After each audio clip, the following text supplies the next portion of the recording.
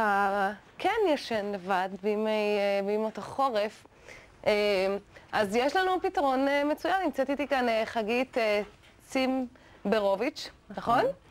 שעיצבה סדרת סדינים בשם סינגלס. סינגלס עם הסלוגן אף פעם לא לבד. שתכף תסבירי לנו. קודם כל, איפה למדת? למדתי בחשיפה, שזה בית ספר של האוניברסיטה הפתוחה.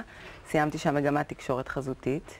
ומאיפה עלה הרעיון לדאוג לישנים בגפם? אוקיי, אז ככה, הפרויקט סיום שלנו היה בעצם בחירה חופשית, ומעצם היותי רווקה תל אביבית, החלטתי שאם אני לא הולכת לישון עם מישהו בלילה או קמה איתו בבוקר, אז כדאי למצוא לזה פתרון זמני חלופי.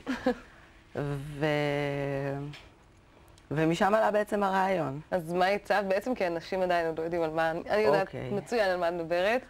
אז ככה, הצבתי סדינים, שבצד אחד, סדינים זוגיים, שבצד אחד בגודל טבעי מודפסות דמויות כאלה ואחרות שתכף נראה אותם. מהחיים.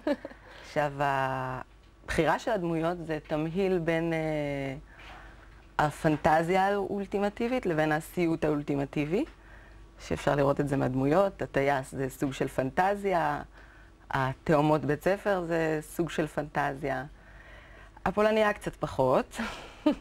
וזה אנשים שצולמו במיוחד לפרויקט? כן, זה אנשים, חבריי הטובים הסכימו, שהתנדבו למאמץ, כן.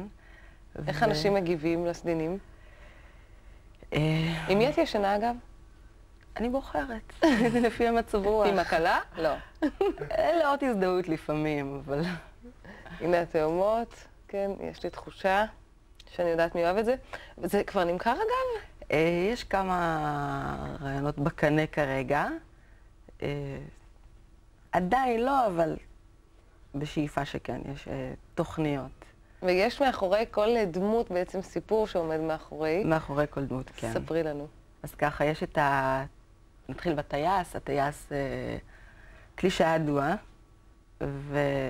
והיהלום שבקצה. זאת אומרת, לקחתי כל דמות והקצנתי קצת את המאפיינים שלה. אנחנו רואים את המאפיין. כן.